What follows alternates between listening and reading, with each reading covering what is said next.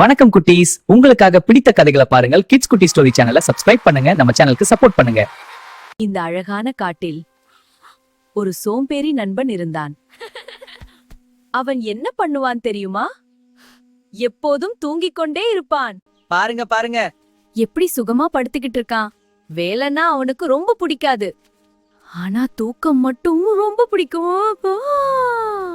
ஆனா அதே காட்டில் ஒரு உழைப்பாளி குரங்கு இருந்தது. அது ஒருபோதும் சோம்பேறியாக இருக்காது, எப்போதும் வேலை செய்து கொண்டே இருக்கும். அந்த குரங்கு முன்னாடியே யோசித்து சிறிய வீடு கட்ட ஆரம்பிச்சது, மழை வந்தாலும் பாதுகாப்பாக இருக்க. ஒரு நாள் குரங்கு நண்பனிடம் வந்து சொன்னது, நண்பா, நீயும் கொஞ்சம் வேலை செய். அதுதான் நல்லது. ஆமாம் நண்பா, நான் தூக்கத்திலிருந்து எழுந்து உன்னுடன் வேலை செய்கிறேன். அது சரி. அதுக்கு அவன் என்ன சொன்னான் தெரியுமா?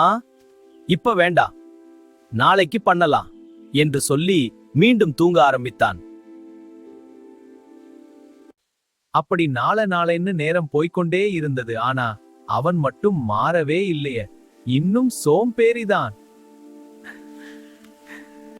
ஒரு நாள் திடீரென்று வானம் கருமையாக மாறியது.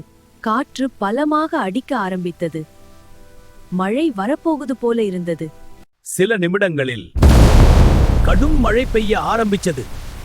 மின்னலும் இடியும் சேர்ந்து காடு முழுக்க கலக்கம். ஆனா குரங்கு மட்டும் அதன் வீட்டுக்குள் பாதுகாப்பாக இருந்தது. சூடான வெளிச்சத்தில் அமைதியாக அது நிம்மதியா இருந்தது. ஆனா சோம்பேறி நண்பன் மழையில் முழுக்க நனைந்தான். குளிரில் நடுங்க ஆரம்பித்தான். அவனுக்கு மிகவும் கஷ்டமாக இருந்தது. மழை தொடர்ந்து பெய்து கொண்டே இருந்தது.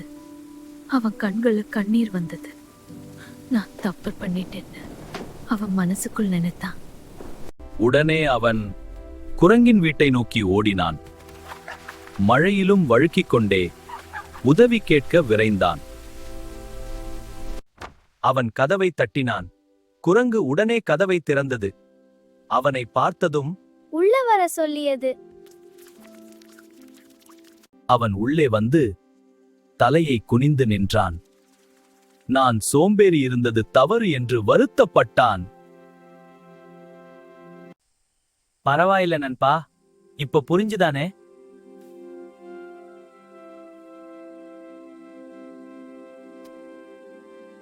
அந்த நாளுக்கு பிறகு அவன் முழுக்க மாறிவிட்டான். சோம்பேறித்தனம் விட்டுவிட்டு வேலை செய்ய ஆரம்பித்தான். வா, குடிசை கட்டலாம். சரி நண்பா, நல்லா இருக்கு. நன்றி தோழா. இருவரும் சேர்ந்து வேலை செய்து வாழ ஆரம்பித்தார்கள். இந்த பழம் ருசியா இருக்கு. ஆமாம், அவர்கள் வாழ்க்கை நல்லதாக மாறியது. சந்தோஷமாக இருந்தார்கள். இந்த கதையிலிருந்து நாம என்ன கற்கலாம்? சோம்பேறித்தனம் இருந்தால் வாழ்க்கை கெட்டு போகும். நீங்களும் சோம்பேறியாகாதீங்க, எப்போதும் உழைப்பாளியாக இருங்க. இப்படி நல்ல கதைகள் பார்க்க சப்ஸ்கிரைப் பண்ண மறக்காதீங்க.